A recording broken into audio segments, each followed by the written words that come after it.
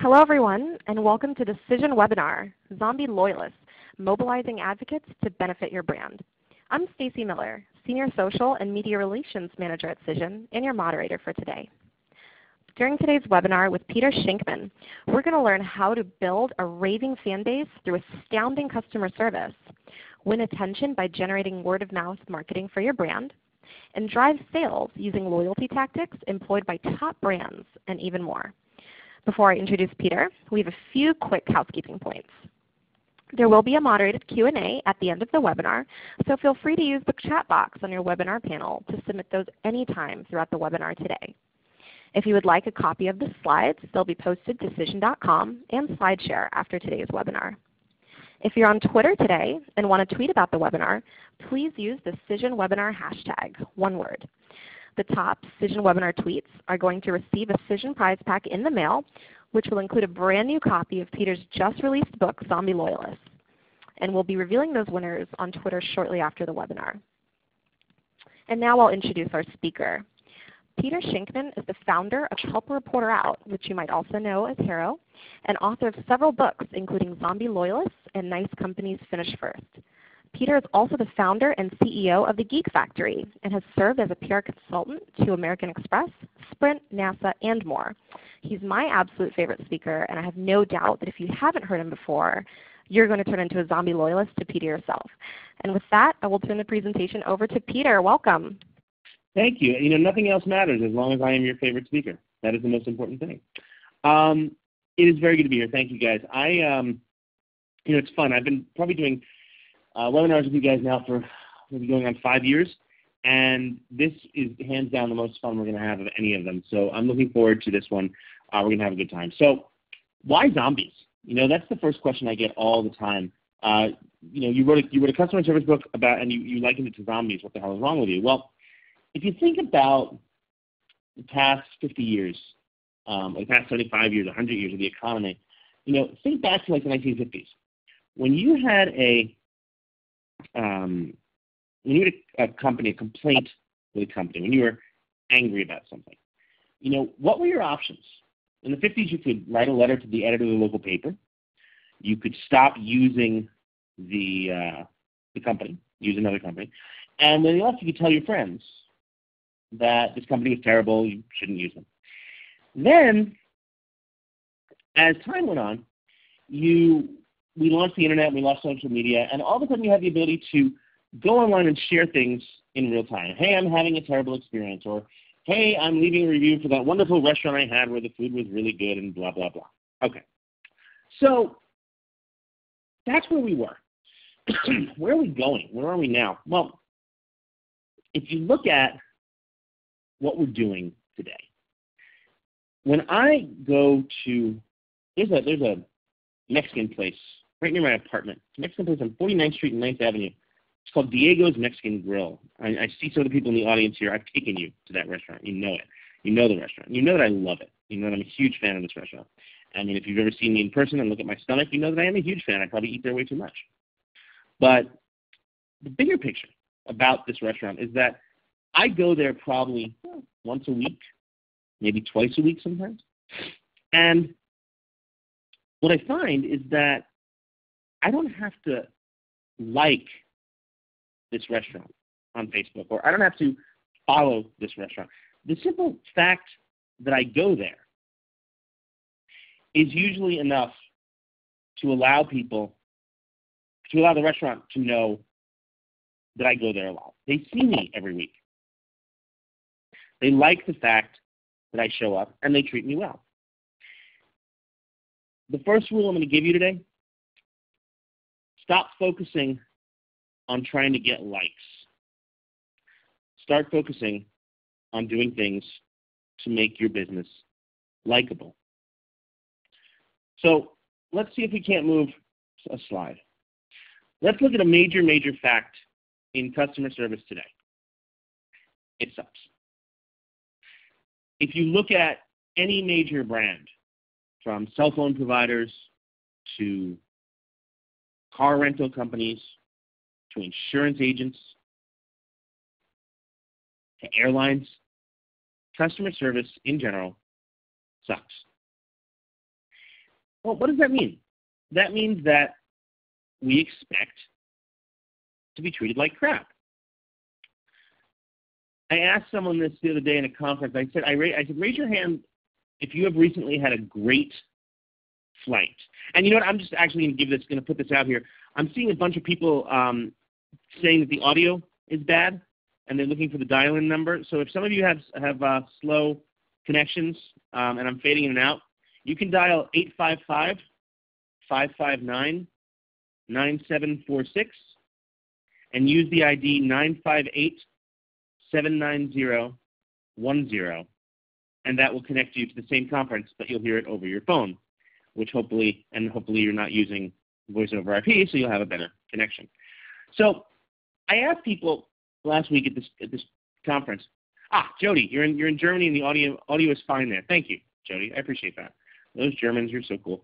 So I said, tell me the last great flight you had. And someone raised their hand. They said, I had a great flight last week. I said, tell me about it. And they said, well, we took off on time, and I had the seat that I chose online, and we landed on time, and everything was great. And I looked at him and I said, so you paid for a service. The service was to basically bring you somewhere for a set amount of money. You paid that set amount of money. They brought you somewhere, and they did exactly what they told you you'd do, and nothing more. Yet you're over the moon, and you consider that great. And they realized that it wasn't so much they had a great flight, but rather they expected crap. They expected to be treated like garbage. And that's pretty amazing.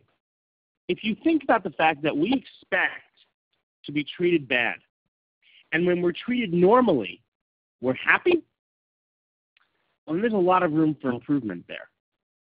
So I'm going to tell you on this call, I'm going to give you examples and ways of that improvement. But here's the thing. I'm not going to give you examples and ways to be awesome. I don't need you to be awesome.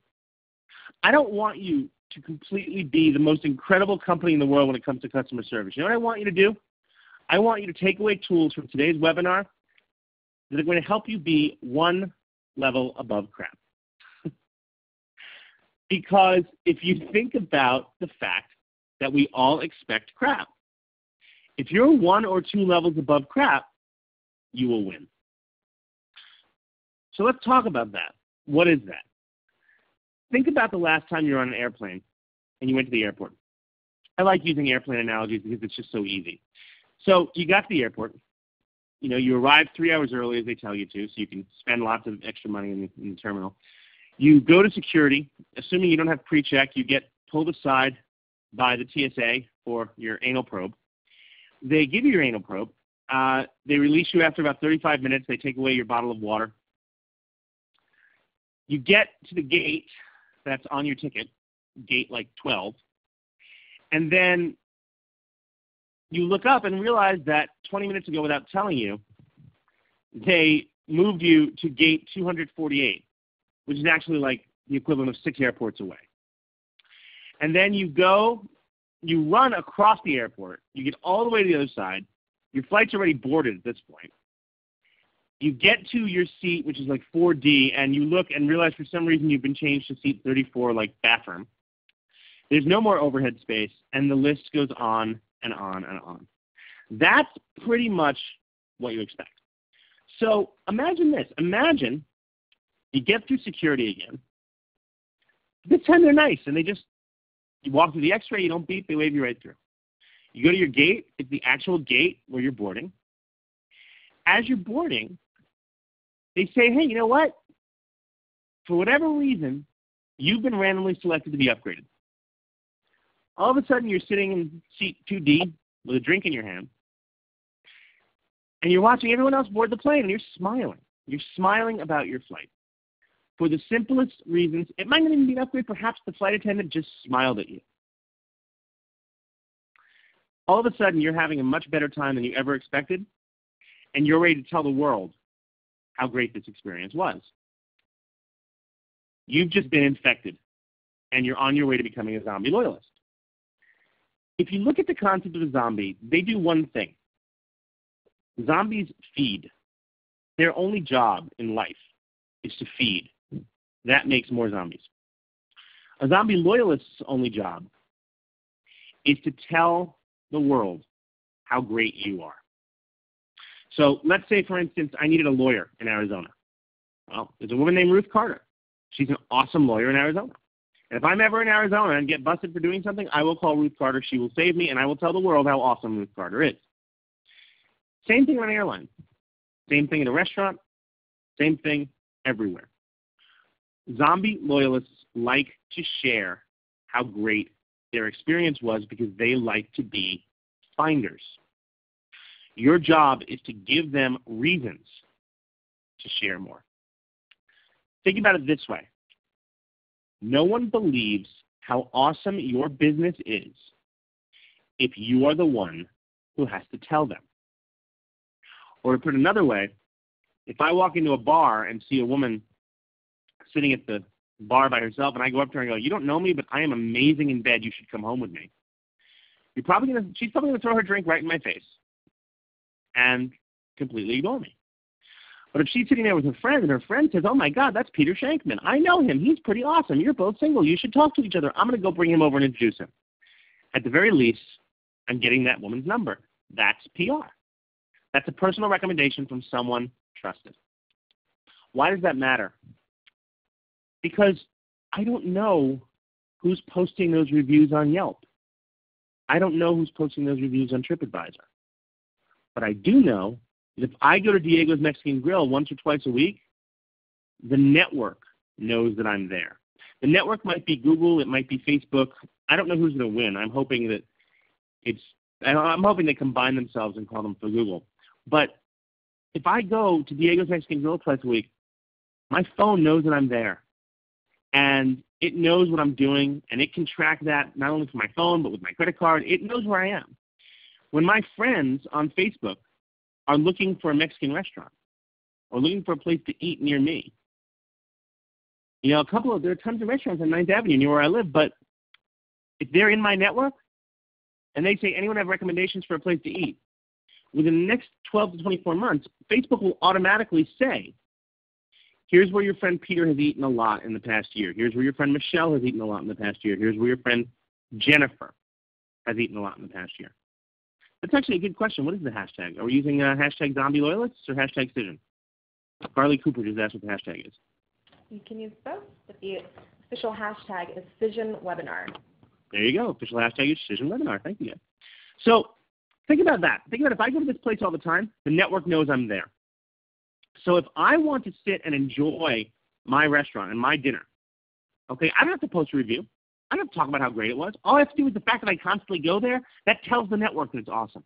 If I occasionally post pictures of my margarita or my burrito with words like amazing or phenomenal or spicy, well, the network's going to know those words and know the sentiment of my texts or my tweets or my posts or my emails and say, "Hey, you know what? Peter goes there a lot, and he says positive things, and he's there on average 90 minutes to 2 hours twice a week. I think he likes this place." That place will be automatically recommended to my friends when they're looking. And by the way, it's already happening. If I go onto Google Maps and search for a steakhouse in LA or something like that, Google will show me all the steakhouses near me on Google Maps. But if anyone in my Google Plus network has been to one of them and has had a positive experience, it will already show as well. And it will say, "Hey, here's the steakhouses near you, but here's one that your contact, Peter Shankman, goes to a lot. You might want to try that." What does that mean? That means that it has to come down to the customer experience.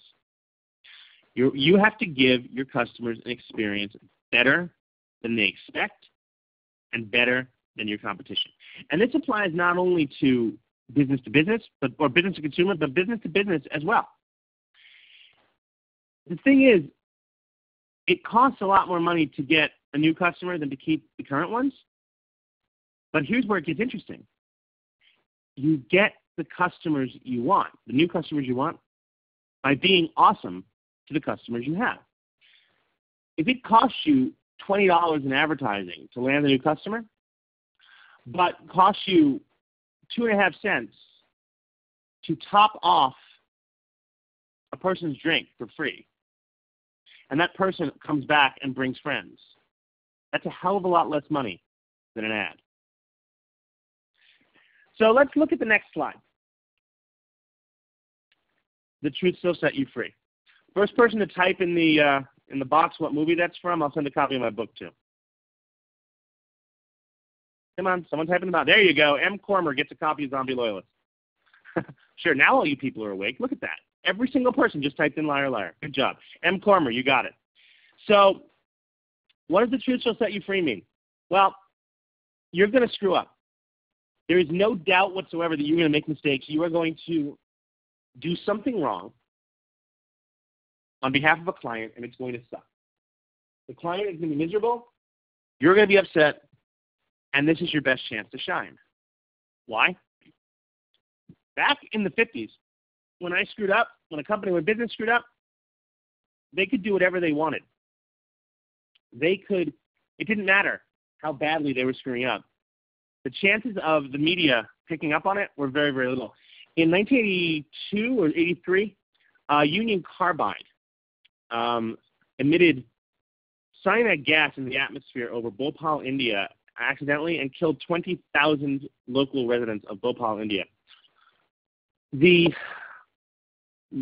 first press release that they issued said something like 2 workers were slightly injured when a steam pipe ruptured. And the New York Times ran with that because they had no way to check. Back in 1985, who the hell had a reporter on the ground in Bhopal, India? Well, today, as we're all seeing what's happening in Oklahoma University, it's only a matter of time before if you do something, it's public and you will get busted. So how do you handle it when you get in trouble? You're going to make a mistake. How do you deal with it? It's actually pretty simple. You be honest. You be open. You explain that you made a mistake and you're going to make it better, and you fix it. Yeah, Gerald McConway just posted something interesting. He goes, in the hospitality industry, we're always taught that a mistake is not a problem, it's an opportunity. I couldn't agree with you more. Ask anyone who's ever worked in the hospitality industry, and they will tell you that there is no greater lover in the world than a former hater. So when you do screw up, look at that as a chance to create incredible, incredible loyalty. If you can fix the problem, they will love you. You know who's great at that? GoGo In-Flight Wireless. You know GoGo? They do the in-flight Wi-Fi. If you ever have a problem with your Wi-Fi, it doesn't matter if you're offline for 5 minutes, 1 second, or 4 hours. If you tweet them, they will give you a free session for next time, every single time. They go out of their way to fix whatever problem they're having, and never is a bad word said about GoGo In-Flight. They are some of the best people in the industry when it comes to customer service. Now, why are they the best in the industry when it comes to customer service? Because they understand that customer service has to be a company-wide goal. It can't be a couple of people handling customer service. It has to come from the CEO all the way down. If you look at, there's a company called Steiner Sports. If any of you guys are into sports memorabilia, you know them as the sports memorabilia company. Steiner Sports, I interviewed them for Zombie Loyalists, and they told me that they do not have a customer service department, which kind of freaked me out. I'm like, what do you mean? Don't people return products and stuff like that? They go, yeah, but we don't have a customer service department. Anyone who answers the phone is trained to fix whatever problem the customer has. So essentially, the entire company is a customer service department. Imagine if you called a company because you had a bad experience, and whoever answered the phone, from the office manager up to the CEO, imagine if every single person was empowered to fix your problem. How incredible would that be? That's what Steiner Sports does. And because of that, their loyalty is through the roofs, in the 90%. They get repeat business 90% of the time. I love Peter's book and was hoping he'd give an example that relates to business. Well, Carly, I'll tell you this. It's really interesting that you mentioned that because I am pretty sure that I have never met a company that buys things. I've never worked in an industry where a company, the entire business, walks through the door and purchases something. But the people in the business do. If you look in the, if you did read the book, there was something about an industrial architecture planning firm. And yeah, Michael, the company's called Steiner Sports. This architectural planning firm, they do like corporate gigs where they build like giant malls, right? And they build like giant, parks and like major business-to-business products. And what they wound up doing, they would take tons of photos, and they have a Twitter feed that shows the progress, that shows what the place looked like before, what the place looks like after, done really, really well from professional photographers. And it turns out they're actually beautiful photos. And the photos wind up becoming, desktop images and things like that, and they just offer them to everyone for free.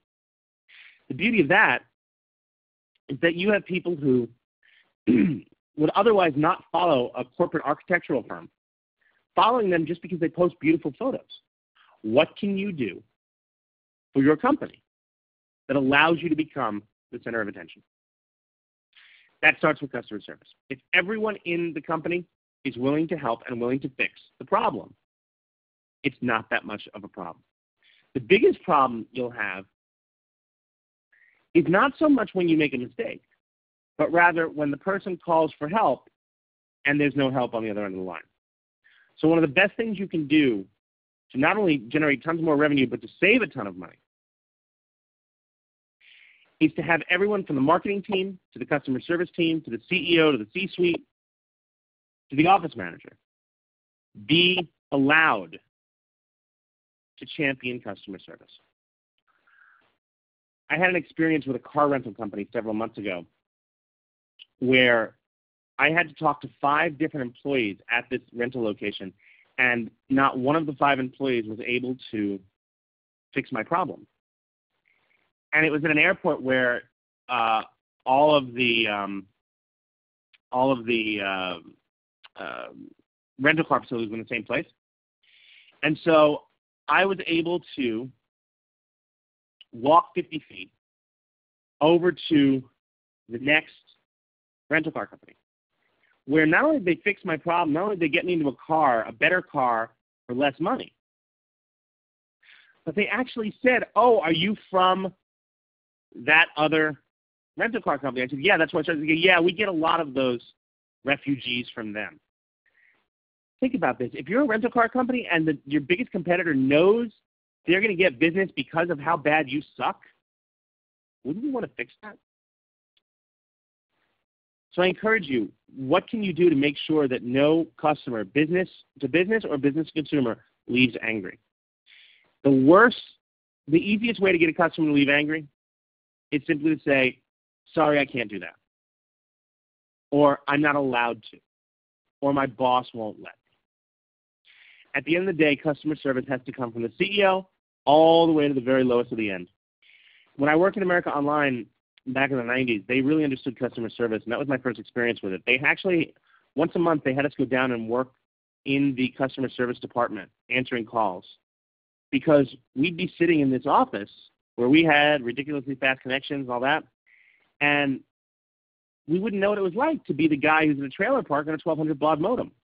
For those under 30, look up the word modem on Wikipedia. It'll show you how we used to connect to the internet. But we used to do that, and it was amazing to hear the other side of the coin, to learn how to handle customers who weren't like us. So I encourage you, the best way to make customer service a company-wide goal is simply this. Anyone who calls business to business or business to consumer, imagine them as your mother. It sounds ridiculously stupid, but imagine them as your mother. And ask yourself, are you helping them the same way you'd want your mom to be helped? Here's where it gets interesting, though. See, that stat that's currently on the screen right now, and I'm really bummed. Decision took out all my do you know how long I had to Google to steal photos that I loved for this webinar, and you took them all away? I'm so angry at you, Decision. But 88% of CEOs think they provide amazing customer service, but only 8% of their customers think the same thing. Think about that stat. 88% of CEOs think they provide amazing customer service, but only 8% of their customers say the same thing when questioned. What does that tell you? That tells you that CEOs are sitting in their golden towers, their ivory towers, whatever, and they're being yesed to death by people who believe that everything's fine. And so they believe everything's fine. But at the end of the day, everything's not fine. You have to get down on the floor. If you're business to business, you have to get in the minds of the customer. You have to take the regular calls. You have to get onto the sales floor. You have to get on the customer floor. You have to get onto the factory floor. There's a CEO of an airline based out of Chicago who flies coach in his airline a couple of times a month and flies under a different name just so he can see how a normal person is treated. It's pretty incredible. Lauren Vajrabidayan, sorry for butchering your name, says that she feels like that stat is applicable to municipalities as well. It's very true. Municipalities have to do the same thing. You have to understand the mindset of your customer. The best way you can do that, the best way you can understand the mindset of your customer is simply to talk to your customers and find out what kind of information they like, how they like to get their information, how they prefer to be contacted, how they prefer to be heard, and not in a do not reply to this email type of way, but in a real human way. Talk to your customers. Don't talk at them. Talk to them. Ask them how they like to get their information. Give it to them the way they want, and that will set you free. There's a wonderful story of a nonprofit animal rescue society who would send out these giant coffee table books to donors, and yet almost all their donors were online and would have preferred like to see a YouTube video or something like that. So they finally listened to them and they created like a YouTube page, and they did all of this. And what wound up happening was after they started all these online ways of communication, their donations went up 37%. And they saved over $500,000 in printing, mailing, and reproduction. Can you imagine going to your boss and saying, hey, we listened to our audience, revenue's up 37%, and we saved $500,000 in printing, mailing, and reproduction and costs? Your boss will buy you like some of the best alcohol you've ever had in your life. So it's pretty amazing what happens when you start listening to your customers. We have Yismay Walsh, who just said that one of her clients thinks they get amazing customer service. In reality, it's so bad they're actively losing customers daily, and they're too stubborn to see it. You know, you can only do so much. I know people who have worked for companies, and they get to the point where the company just won't listen. They know they're sinking. They won't do anything to change it. And there's a great quote that I heard when I first started skydiving, and I encourage you guys to use this quote. As a matter of fact, if you tweet this quote and credit it and credit it to me, I'll pick one of the tweeters at random, and I will send you a copy of the book. The quote is simply this: if you can't change the people around you, change the people around you. And that's really, really important, because if no matter what you do, you know that the customer service is lousy and they won't change, it might be time to change yourself. It might be time for you to move on. So think about that. If you tweet that out, I will find someone who does it, and I will send you guys a book. So let's move on. There is still hope. Here's the thing. You know, you look at all these companies, like Bain Capital was recently brought in to a company to do a $25 million overhaul of a customer service for a major company. And they brought in new CRM systems, and they brought in this, and they brought in that, and they changed everything. It was an airline. I can't tell you which one. And they did all this stuff, and $25 million later, and of course they had them on the after work for like another $20 million. Bain made a fortune.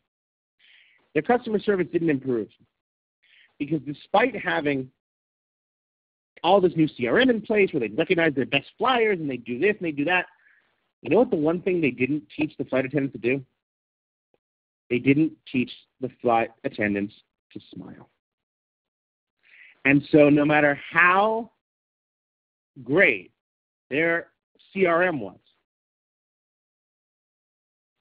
they would get on the plane and be greeted by miserable flight attendants.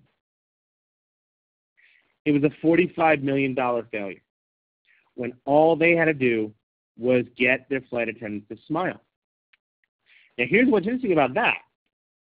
They couldn't get their flight attendants to smile because of the way they treated the employees. If you look around and you realize that no one in your company is happy, then you don't have a customer service problem. You have an employee morale problem. You have to figure out why your culture is so bad that people aren't smiling. Because if your employees aren't smiling and they're not happy, how the hell are they possibly going to pass that off to the customers and make the customers happy? It's simply not going to happen. Teach your employees to smile, and if they don't smile, look inside yourself and figure out what the problem with the company is. Now, Iris, the reason that so many poor customer service examples are revolving around airlines is because they're airlines. You go for the easiest, most lowest hanging fruit. I could also do insurance brokers and wireless carriers if you'd like me to. I remember a great story. There is a restaurant just outside of Boston. I wrote about this in the book too. There's a restaurant just outside of Boston that made some of the best desserts in the entire city. And they were famous for them. They'd win all sorts of awards for their desserts. But their waiters and waitresses were underpaid. And so their entire wait staff hated their jobs. And there was constant turnover. There was never a chance to make a connection. People didn't like working there. And what happened? Their business suffered massively. Didn't matter if they made the greatest desserts in the world. Their business suffered massively. There's a bakery in Brooklyn, all the way out in like the boondocks of Brooklyn. I'm a Manhattan boy. Like going to Brooklyn is stuff on its own. Imagine going to a place in Brooklyn where you actually have to drive to get there. But there's a bakery there called Robicelli's. They're the guys who are responsible for the Nutella lasagna that came out over last Christmas. But they make some of the best desserts in the world. But you know what else is awesome? Allison and Matt, who run the restaurant, or run the bakery, are just two of the nicest people you'll ever meet. And they're there, it seems like 24 hours a day. And when you go to Robicelli's, you feel like you're hanging out with your Italian family. They smile at you, they talk to you, they bring you extra free food, they tell you you look too thin, eat more. Nicest people in the world. I make the 45-minute drive to get a cupcake. When I live in Manhattan, at any given point, you're less than 15 feet from a Crumbs bakery. Yet, I go all the way to Robicelli's because they're amazing. What can you do to get people to go out of their way to buy from you? More importantly, to become zombie loyalists who will share their amazement with you, with the world. I guarantee you, if you tweet to Robicelli's, I just think it's at Robicelli's. If you tweet to Robicelli's, they will tweet back to you. Allison and Matt are phenomenal people. They truly care about people. So, is there still hope? Yeah. Start off with a smile. Work from there. I have looked at, Melissa Manelli asked about, can you touch on internet retail businesses? There is a company called Scratch Labs. Scratch Labs makes protein powder and stuff for like hardcore Ironman bikers and swimmers and athletes. And they sell in stores, but they also sell online at their website, Scratch Labs. When you buy from them online, they send extra stuff that you haven't tried yet, along with a card that says you can buy Scratch in tons of places, but you bought directly from us and we love that. Here's some free stuff. They do that every single time. They are the nicest people in the world at Scratch Labs. And when you order from them, they create zombie loyalists every time. What can you do? If you're an internet retailer, what can you do? What can you throw in to the box to say thank you? It's not that hard. What little tiny thing can you do? Tiffany Barrett asks, which would you say is more valuable, loyalist consumers or loyalist employees? I'd say you can't have one without the other. Loyalist employees will create loyal consumers, and then loyal consumers will continue the trend. As you increase your sales, you have to hire more loyalist employees, and it continues on and on and on. And Gerald McConaughey said, hey, I sell Scratch Labs. Aren't they a cool company? Told you. So next slide. As I said, we expect such bad service that a real smile can produce real revenue. Just a smile. Let's look at some other ways to produce real revenue. I was in Dubai 2 years ago, and when I landed, I'd gotten global roaming on my phone. And when I landed, I called I picked up my phone, started getting my email, and within 3 minutes, I got a text that said, you've exceeded $300 in international roaming charges. Well, I had gotten global roaming deliberately so that wouldn't happen. So I call my cell phone provider. It takes probably 40 minutes on the phone with them from Dubai for them to tell me, oh, yeah, global roaming, you're on global roaming, but it doesn't work in Dubai. Like, well, that's not really global. That's more like hemispherical roaming. And so I said to them, and said, guys, look, I've been with you guys for 10 years. I travel overseas all the time.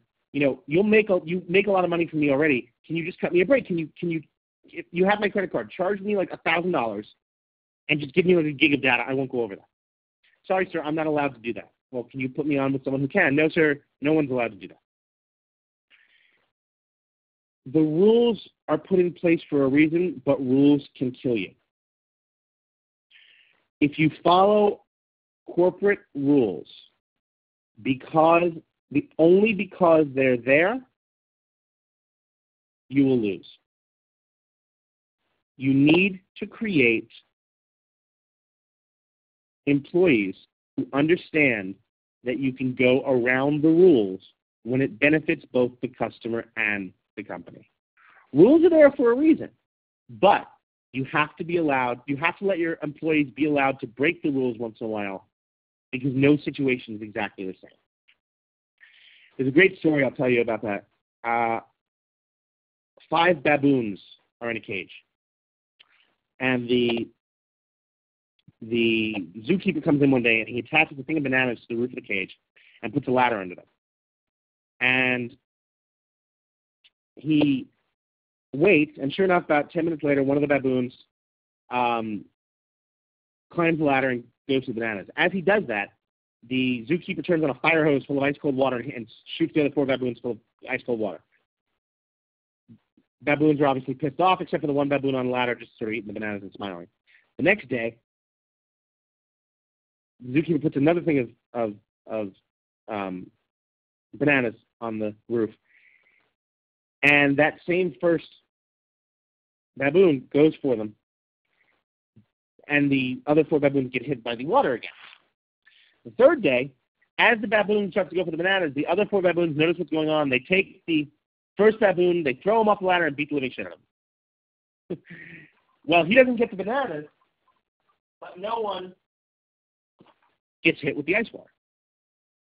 The next day, same thing. This time, no one goes up on the ladder. No one gets hit with the ice water. That one baboon doesn't want to get the crap kicked out of him. The other baboons don't want to get hit with the water, so no one goes, no one gets the water. Stays like that for a few days. The next week, they take out one of the original baboons and replace it with a new baboon. The baboon immediately goes to the ladder to get the bananas, gets 2 steps up the ladder, gets the crap kicked out of him. He has no idea why. No one gets hit with water. This keeps repeating over the course of 5 weeks until every single original baboon that's ever gotten hit with water is out. There are now 5 baboons in the cage, none of whom have ever been hit with water, but all of whom know they're not allowed to climb the ladder. And when you ask them why can't we climb the ladder to get the bananas? Oh, well, that's the way we've always done it. This is where I imagine that everyone in the webinar is secretly laughing in their own office. What can you do to change the commonality of your business? What can you do to change what people used to believe? Because just because you used to do something one way doesn't mean that it needs to be the same. So with that, let's take 1 second to talk about the future and then take a few questions. We have a hard stop at 2:45. Stacy will tell you why. But here's the thing. Everyone is connected in the future. Forget reviews, forget Yelp. Enter the network.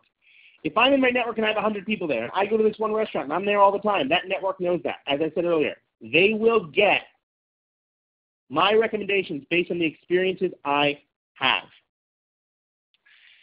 Let's look at Stu Ockman said, retailers can always throw in extra products to generate customer loyalty, but how can service providers give away their product and maintain profitability? Stu, I'll offer a suggestion. there's a wonderful website called news.me, news.me. When you sign up for news.me, it sends you a list every day of what the people you're following are tweeting about, with the logic that you are similar to the people who follow you, right? We all follow about the same thing for everyone. Why don't you start a couple of times a day tweeting out interesting stories that have to do with your professional abilities, what you do for a living? Because if you could do that, you can create people who will come to you for advice and come to you for experience and come to you for relativity. So that when they have questions about things that have to do with your business, they come to you. I'm not saying give away all your information for free, not if you're a service provider, that's your lifeblood. But you can become the person that they turn to when they have questions. And the beauty of that is that they will come to you when they have questions, and they will come to you when they want to buy. Melissa asks, is there an easier way to maintain social media channels while running your business? I use something called short burst downtime. Everyone has short burst downtime to the tune of about an hour and a half a day. Short burst downtime is when you're waiting online at the bank for 4 minutes, or when you're online at Whole Foods trying to buy your quinoa, or when you are at that ridiculously long light that everything seems to be in Phoenix. Every single light in Phoenix seems to take like 5 minutes. So what you want to do is you want to use those 5 minutes to be able to tweet, respond, post, smile, share, anything that gets people interested. You want to use those 5 minutes. So I call it short burst downtime. It doesn't take away from the time that you're currently working because the time is free anyway. I do it all the time. Don Ellison asks, I just started an ad agency. How can I become known as a valuable resource? Post interesting stuff that people want to see. Hannibal Lecter in Silence of the Lambs said it best. He said, we covet what we know. You want people to covet you. You want to give them information that they want. So I'll end it with this. Brains. I wrote a book on zombies, right? So I get to use brains. Bring random amazement into normal situations. I encourage you to do that every single day. Brains. Bring a little bit of random amazement into an otherwise everyday normal situation. And then finally, because I like to practice what I preach, that's my personal cell phone number. Write it down.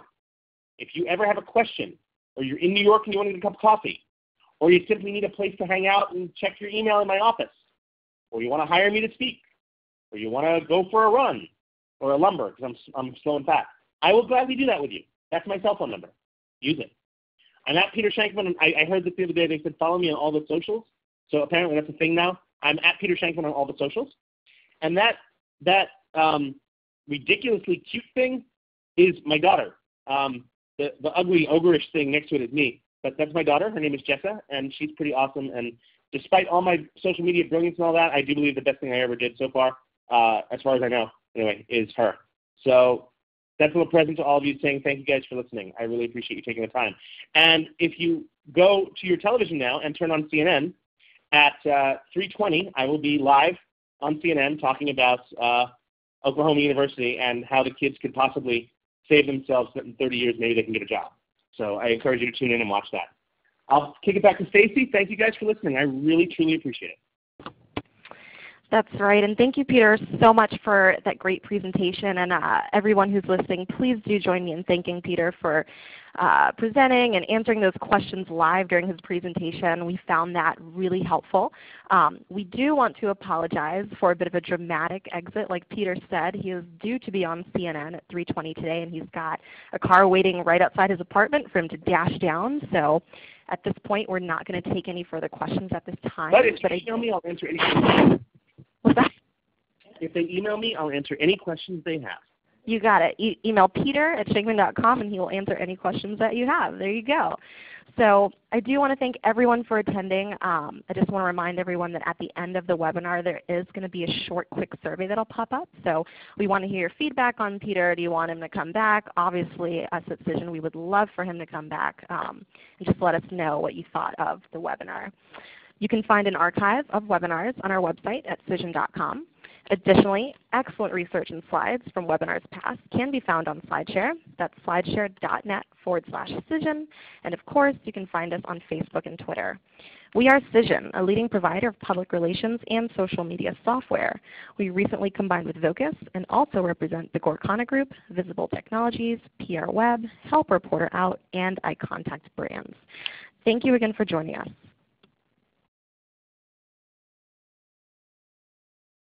This will conclude today's conference call. You may now disconnect your lines. Thanks. Oh, whoa.